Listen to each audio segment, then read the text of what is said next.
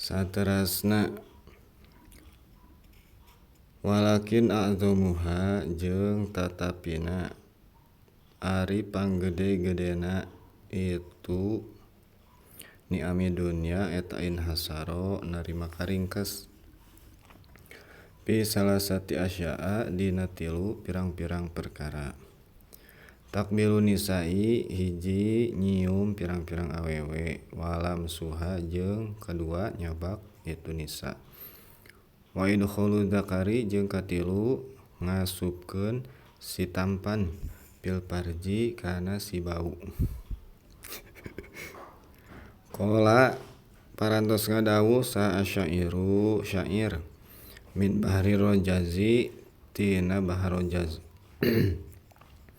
Wa ni'amud dunya salasun tu tabar lamsun wa takbilun wa idkhalu dzakar.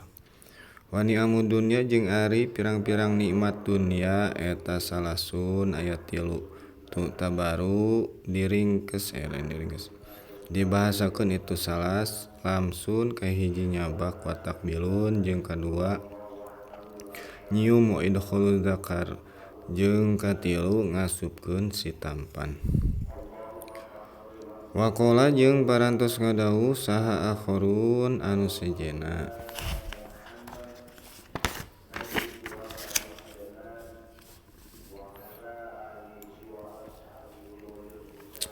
Wa ni'amud dunya jeung ari pirang-pirang nikmat dunya eta salasun aya tilu tu soru diringkes itu salas. Demek kulit ngambung karo bareng turu. Bahasa Jawa nya ieu mah. Demek nyabak kulit ngambung nyium karo bareng turu sare duaan jeung awewe cenah.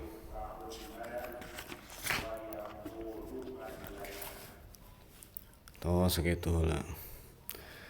Salajengna saur musannif kamari parantos nyarioskeun yen Allah Ta'ala teh ngadawuh lamun rek ngitung-ngitung kana nikmat Allah mangka moal rek kahitung itu nikmatullah kitu cenah.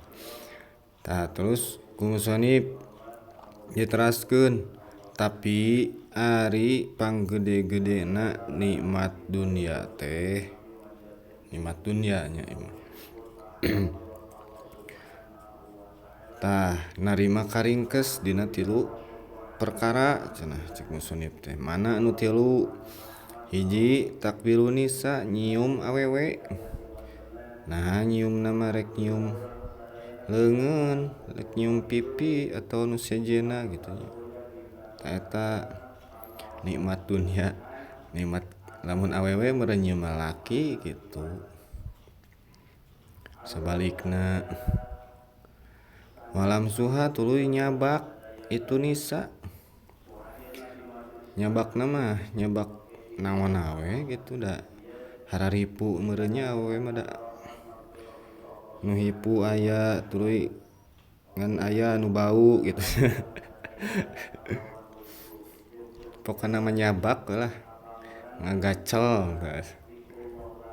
Nu kadua tuluy nu katilu ngasupkeun dakar, ngasupkeun si tampan kana si bau tah eta nu terakhir.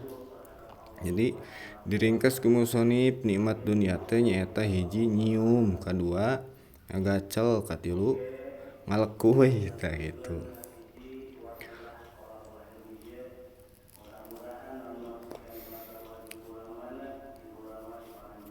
Salajengna tos nyarios syair teh saha jalma anu ngalagu kitu. Jadi dina kitab teh aya anu berupa syairan, tuluy aya anu berupa nasar. Tah ieu mah nasar, ieu syairan, syairan mah dilagamkeun gitu. Lagamna kumaha? Tah tina bahar rojaz. Ieu bahar anu ngajelaskeun bahar mah dina pan ilmu arud. Simkuring hilap deui nya lagam-lagam teh arud bahar-bahar teh matak urang make bahar saka wae, bahar sakayang gitu. Sakarepna Wani amud dunya salasun tabar lamsun wa takbilun wa idkhalud dakar tereret. Nah gitu. Tah kumaha ceuk syair. Ari pirang-pirang nikmat dunia teh eta tilu anu dibahasakeun ku lamsun nyaeta ngaragap atawa nyabak gitu. Watak bilun jeung nyium wa idkhalud dakar jeung ngasupkeun si tampan gitu. Ngalekuy eta. Itu saterusna tos nyarios deui anu sejenna syair anu sejen gitu.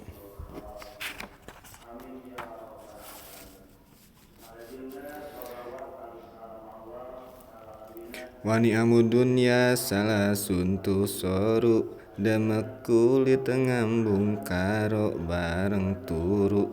Anana aye. Jeung ari nikmat dunia eta aya tilu anu diringkes ku demek kulit, nyabak kulit anu demek meureunna. Nyabak kulit bahasa Jawa ini nya demek, nyabak kulit. Kulit anu menonjol, kulit anu munuu tah eta diragap. Ngambung teh nyium nya. Karo bareng turu sare duaan jeung awewe. Tah eta kitu. Eceuk syair dina siiran. Kantun bayanu tadbiril harsi. Wallahu a'lam bishawab.